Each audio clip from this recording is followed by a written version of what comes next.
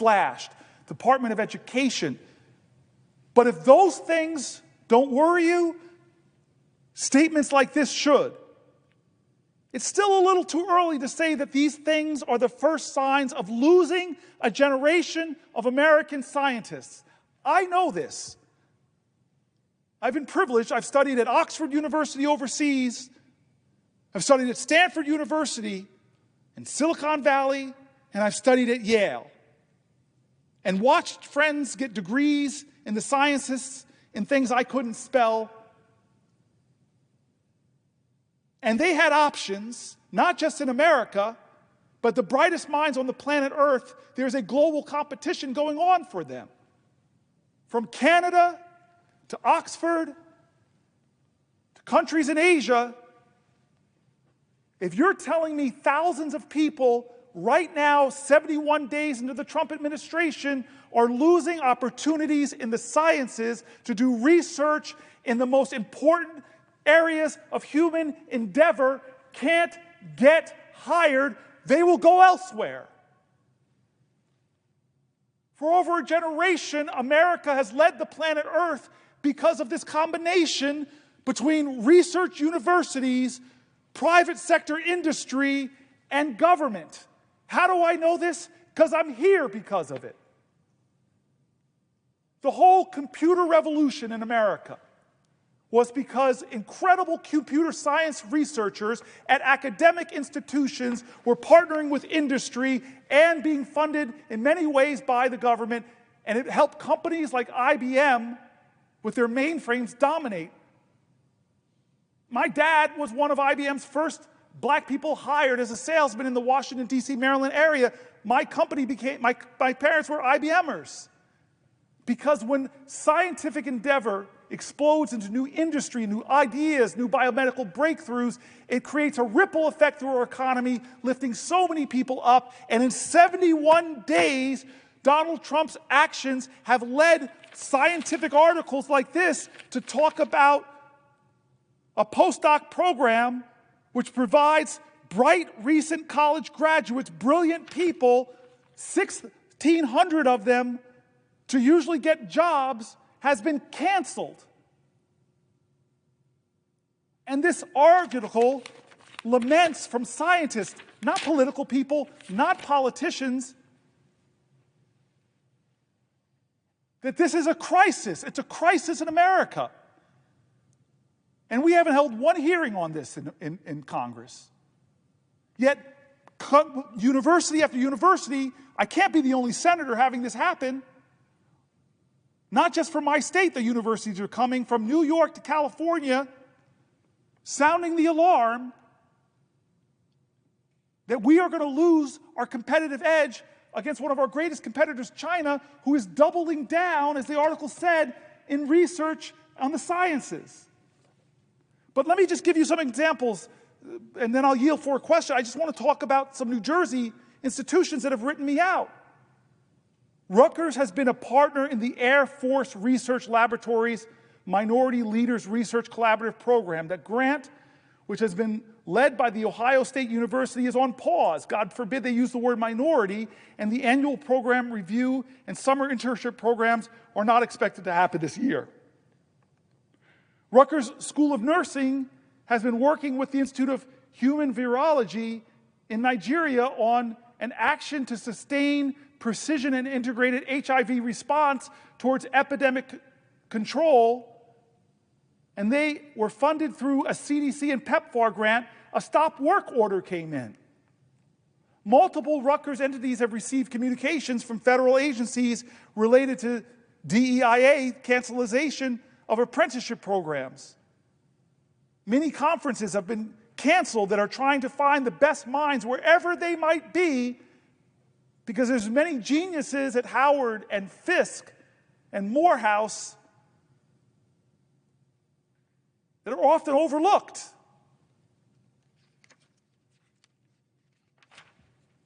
Anika Barber, faculty of the Rutgers Department of Molecular Biology and Biochemistry, writes me this: Rutgers holds an NIH initiative for maximizing student development training grant that supports an additional 5 doctoral students This grant expires in January 2026, and we put in for a renewal this fall, for which I wrote a letter of support. However, it seems likely that this grant proposal will not even be reviewed. I just completed the first year of funding on my NIH Maximizing Investigations Research Award and put in my progress report for the next years of funding. These are non-competing renewals, which means they don't go through peer review.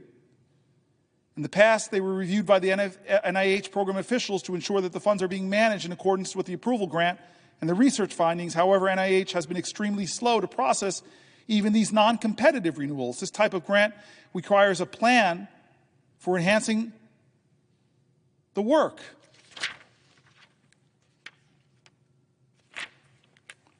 I want to read this last letter. It's handwritten.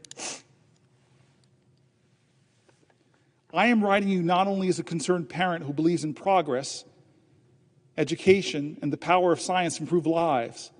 My daughter is a PhD in neuroscience, dedicating her life to research that has the potential to save countless lives.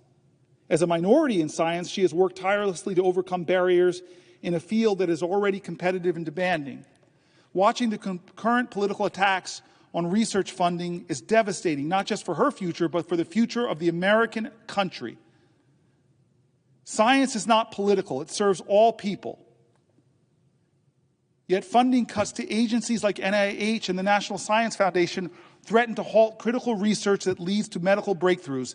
These cuts will not only slow progress in fighting diseases like cancer, Alzheimer's, and Parkinson's, but they will also discourage young, diverse scientists, many of whom have already fought hard to be in these spaces, from staying in the field. This is not just about scientists. It's about every American. Diseases do not know political parties. Without adequate research funding, we are all at risk of losing the chance for better treatments, new cures, and improved health care. If we truly want a stronger and more innovative America, we must invest in science, not abandon it. Defunding research will also harm our economy. Scientific innovation drives job creation, medical advancements, and global progress. A country that does not invest in science is a country that falls behind.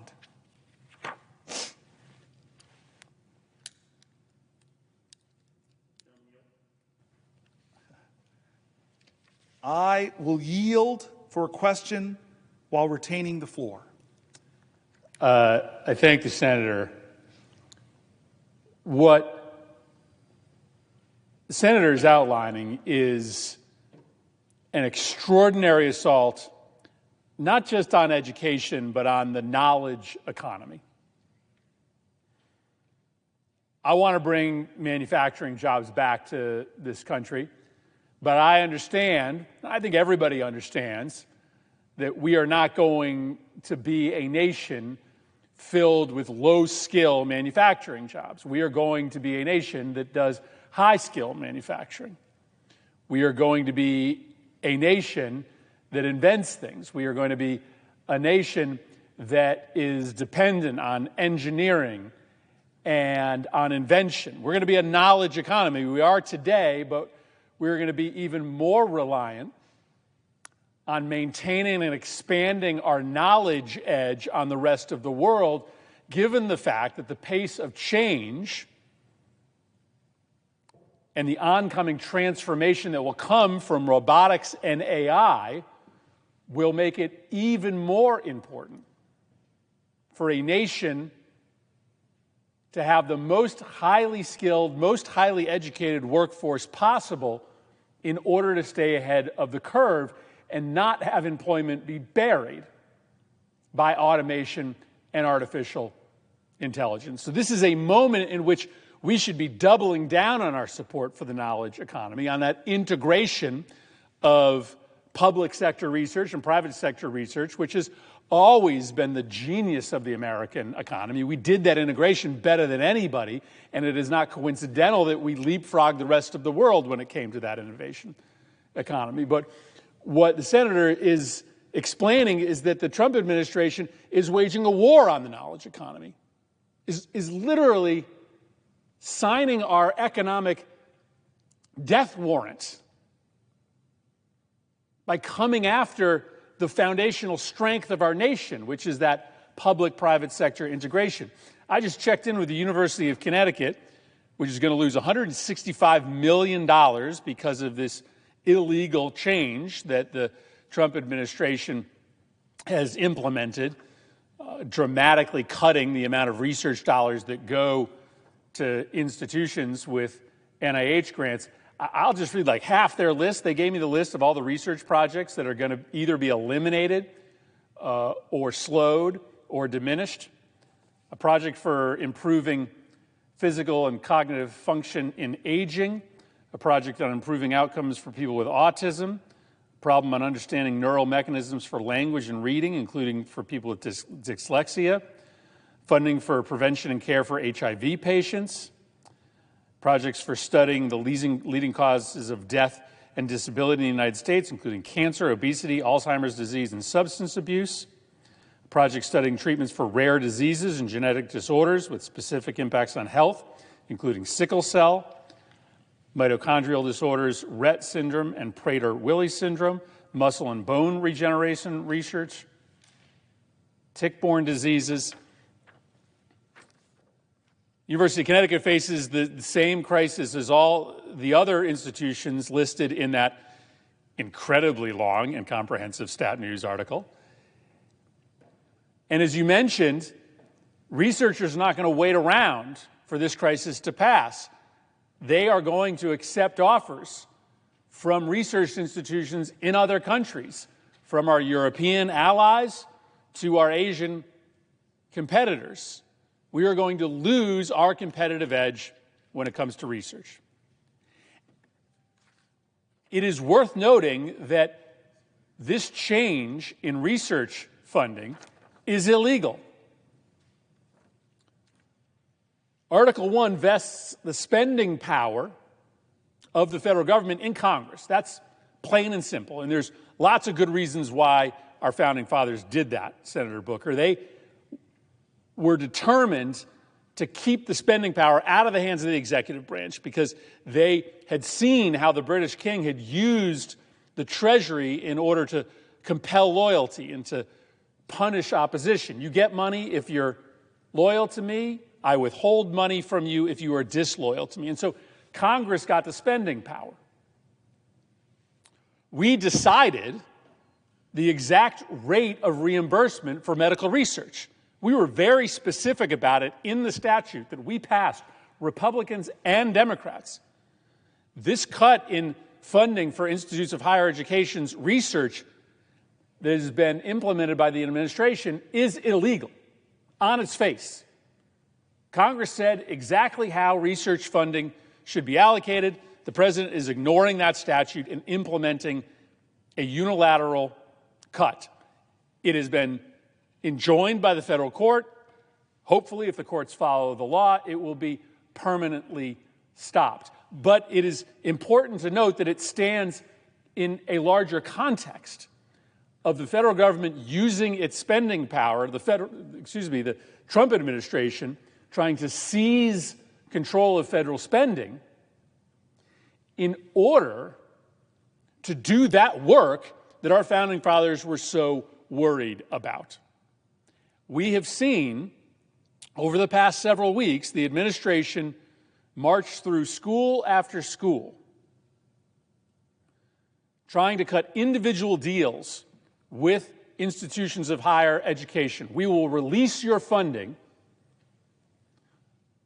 only after you sign a bilateral agreement with the administration, lining your institute of higher education's priorities up with the political interests of the administration. This is exactly what our founding fathers were trying to avoid. The executive using the spending power to compel loyalty from individuals and institutions. What they are doing is illegal.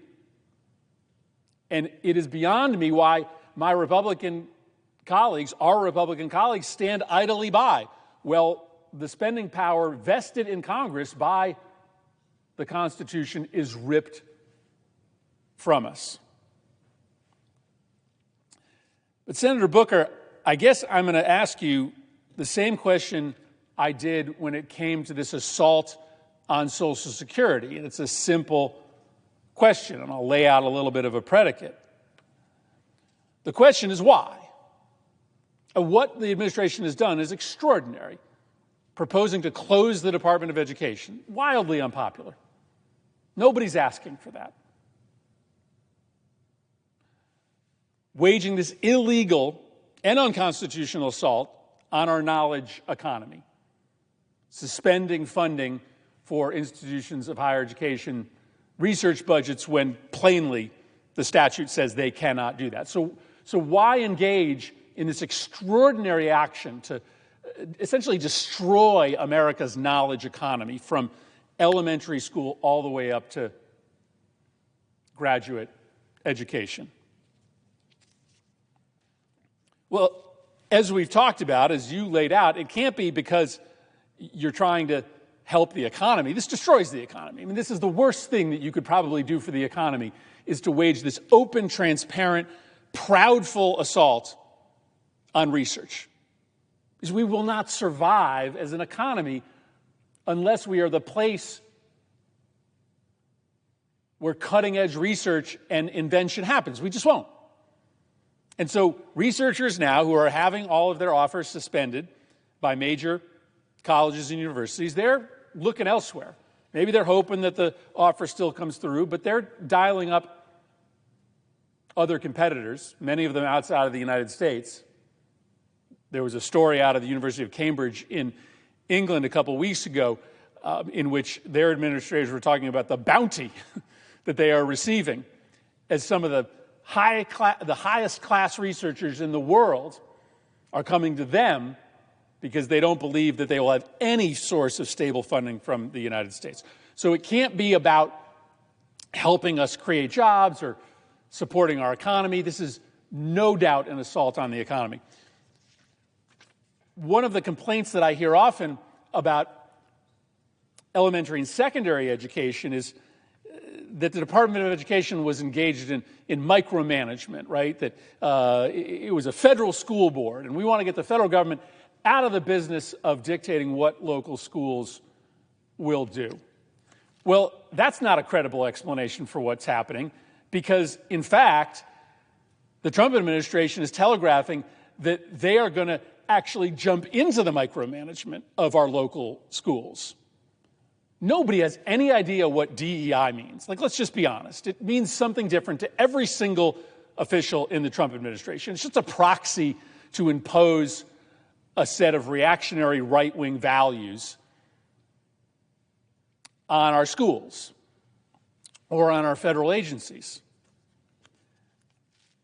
I asked a question of the nominee to be the alleged last Secretary of Education as to whether or not African American history could be taught in our high schools any longer. And her answer was essentially, maybe not. I don't know, but DEI might mean that you can't teach African American history. It might mean that the federal government is going to comb through every syllabus in every high school in the entire country and tell you what courses you can teach and what courses you can't. And if there's any words in there that our AI algorithm doesn't like African, can't teach it. That's a level of micromanagement never seen before in the federal government. And so the reason that they are cracking down on the Department of Education or eliminating funding for research is not because they are trying to get the federal government out of the management of our schools, because they're doing exactly the opposite. They're telling you that your school is not going to be able to make decisions on what classes it offers its students. It's going to be Linda McMahon, the former CEO of the World Wrestling Federation, that is going to be in charge of whether your school can teach African American history. Okay? So then what's the reason, Senator Booker, And I'll, just give you a couple suggestions. Well, maybe it's just to compel loyalty, right? Maybe it's just to use that money to compel loyalty so that boards of education or colleges are only teaching conservative or right-leaning curriculum. Maybe it's to try to quell protest on campuses so that there isn't an ability for students to robustly protest the policies of the regime. Maybe it's just to destroy the idea of objective truth. I mean, this whole scandal over Signal has lots of elements to it, but I think one of the most worrying things for the American public, why it's still a story a week later, is because the Secretary of Defense looked the American public in the eye and said 2 + 2 = 9. Right? He said, those Signal texts you saw did not involve war plans, did not involve classified information. And the American public was like, wait a second, we read them. I'm not dumb. I know those were war plans. I know that that was classified information. But if you are in the business of trying to unwind a democracy, you have to destroy objective truth. You have to make everything political. You have to make everything subjective. Where is objective truth midwifed? It's in our education system. That's where we learn that 2 + 2 = 4 every time. But if you want to undermine the foundation of a democracy, then you undermine the place where truth happens. Okay, maybe it's the same agenda with Social Security. Just come up with an excuse to privatize it all. Just take all the money that's going to good public sector research and just move it all into the private sector so it can be a source to reward the friends of President Trump. That could be a rationale as well. Or maybe it's even simpler. Maybe it's just to own the libs. Maybe it's just that historically, Democrats and the left have maybe talked about education more than Republicans have, even though to me it was always something we both cared about.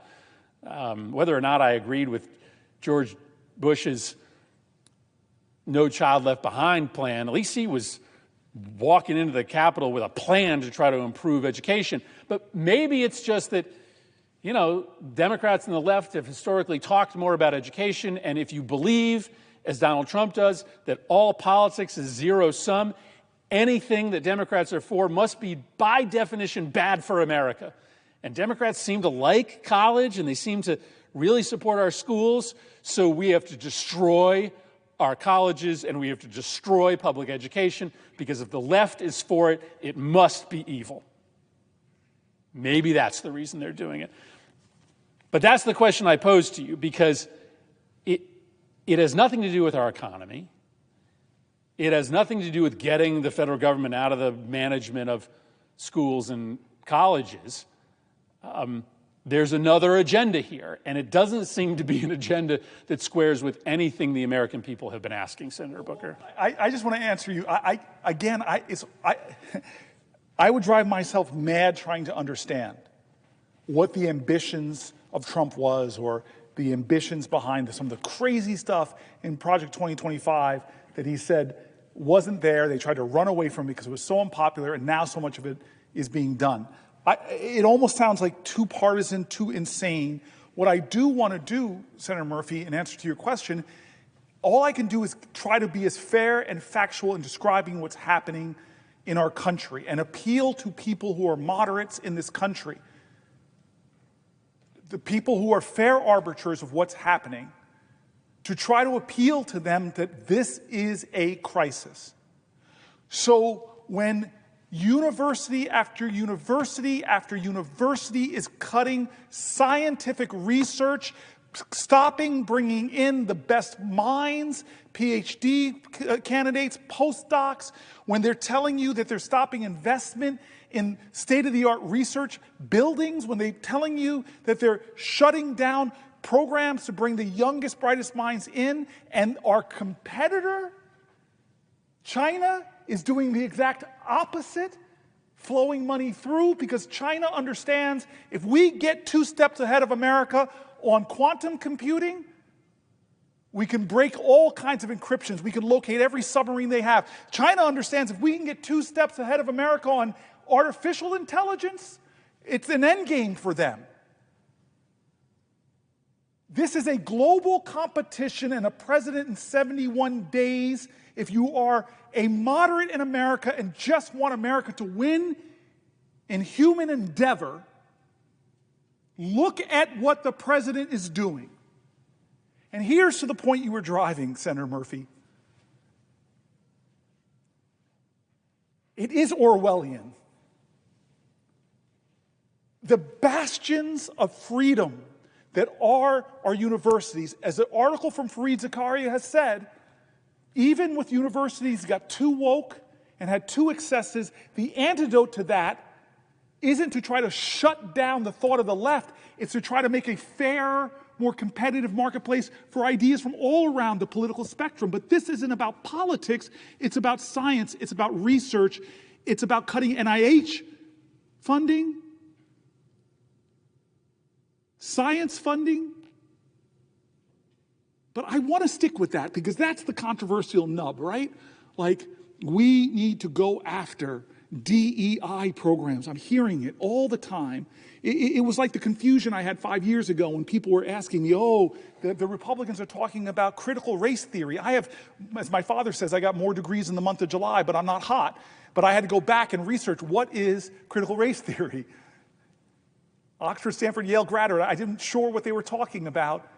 And this is the rub on that, because I don't want to just talk about what's obvious, which should enrage people on both sides of the aisle, not just enrage people on both sides of the aisle because of the China outcompeting us, but because we allocated this money in a bipartisan way that he's now trying to pull back. That should enrage us as a violation of Article 1 of the Constitution. But I want to stick in this more controversial era that you talked about, that has all across the country people banning books. When I heard Toni Morrison's Bluest Eye was being taken out of libraries, when I heard my favorite author, James Baldwin, was being taken out of libraries, what kind of world do we live in? We're somehow studying what they call black history is something that we have to, that Trump feels like he's to rally people to stop, where a person going for the Department of Education can't look you in the eye and says, yes, we need to study black history. Well, I get upset with that because black history is American history. I had a brilliant friend of mine, brilliant, look with me in deadpan embarrassment and tell me he just found out that year about the bombing in Tulsa, Oklahoma, something I worked with Senator Lankford to do more to memorialize, but just never knew about it. That this thriving African-American financial community was the first recorded aerial bombing, not Pearl Harbor, in the United States of America, and he was never taught it. Is that black history or is that American history? Why do these people who attack our history think they have to sanitize, homogenize American, Disneyify American history to make us proud? I am more proud of our country when we tell the truth about what happened, when we learn from the wretchedness and the difficulties and the bigotries and the hates and the demagogues who pit us against each other and how we all overcame that. That's our greatness. How the genius of inventors that were women or blacks in the most oppressive of times still manifested their genius that transformed humanities. These are stories that should make every American more proud. So yeah, when you have a president now that is making people scrape through programs that they don't even know what they're doing, but if they have the word diversity in it, that's bad? That's insanity. My mom worked for IBM before they used words like DEI, and one of her jobs was to find a bigger pool of highly qualified applicants. And so you know what she did is what is being stopped by the Trump administration? She just made sure that they were going to HBCUs to find the brightest students so that their applicant pool would be better. This isn't about preferential treatment for one group over another. It's about trying to create a more competitive pool where we get the best of the best. It's about merit-based. And this president talks about merit, and I watched Senator Whitehouse ask one of the top lawyers in the EPA if he had ever brought a case, if he had ever had a hearing, if he ever did a deposition. No. And he's like, wait a minute, how are you qualified for this job? And that's the conflict in the logic that I'm observing. In one sense, they're exalting the wealthy elites. I have never imagined that I would see a presidential inauguration where billionaires, leaders of tech companies would sit in front of cabinet members, many of whom were billionaires themselves, but that kind of elitism, but yet they call academic excellence, brilliance and achievement in the sciences at these universities the elites that we need to go after. If we start going after our educational institutions and weakening their ability to advance excellence in human endeavor, we are injuring ourselves, and we have models for that. As Fareed Zakaria says, the best model is Mao Zedong and the Cultural Revolutions, where one of the first groups they went after were their universities. But now they're reversing that. And they watched what we did so well that they're doubling down on their funding of universities. They're taking their best scientists and taking away their passports because they don't want them to come here and study. Because they're trying to get ahead of us with DeepSeek and AI. They're trying to get ahead of us in quantum computing. They're trying to get ahead of us in robotics. They're trying to get ahead of us in biomedical engineering. They're trying to get ahead of us in all of these things. And they know the way they do it is to do what America did in the 60s, the 70s, 80s, the 90s, the aughts, the 2010s. To do what they did in all those times, and look at them now. Look at them now.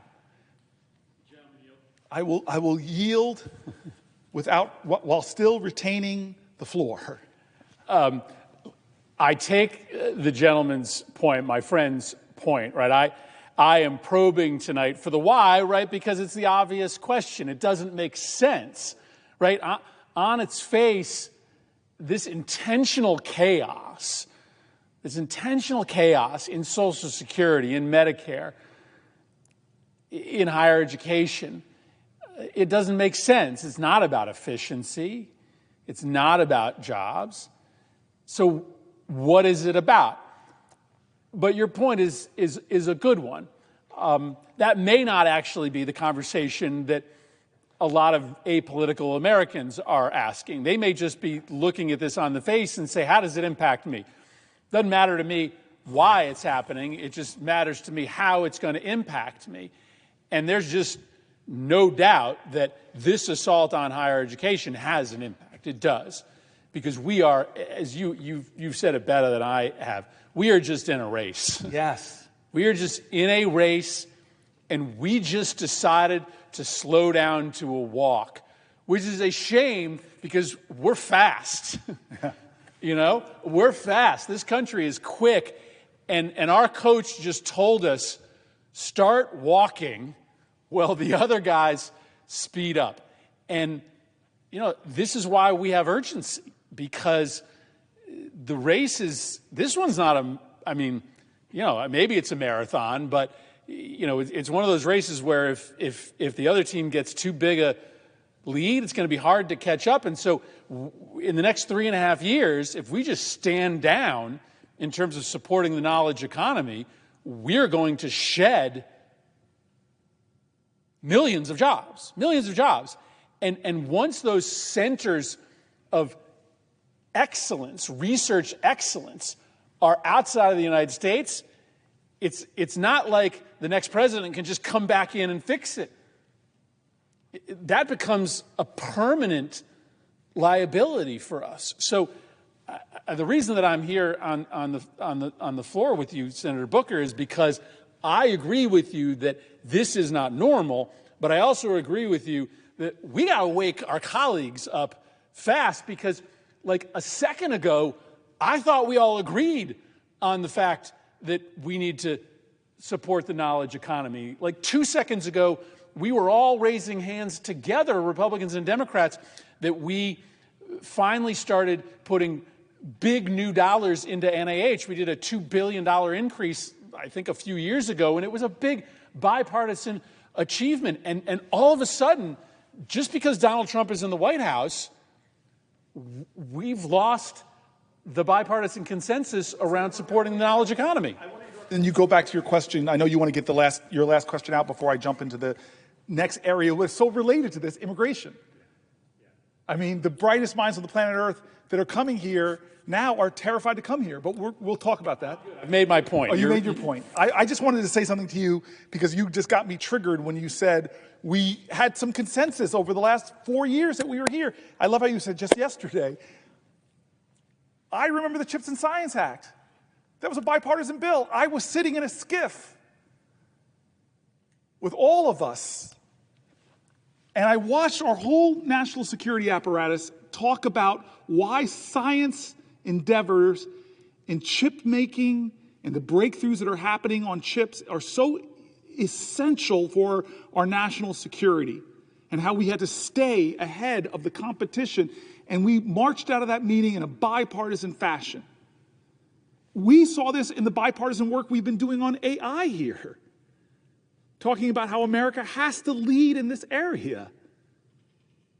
And with all of that bipartisan vigor, we let a president come in 71 days and halt scientific research, pausing literally experiments in their tracks,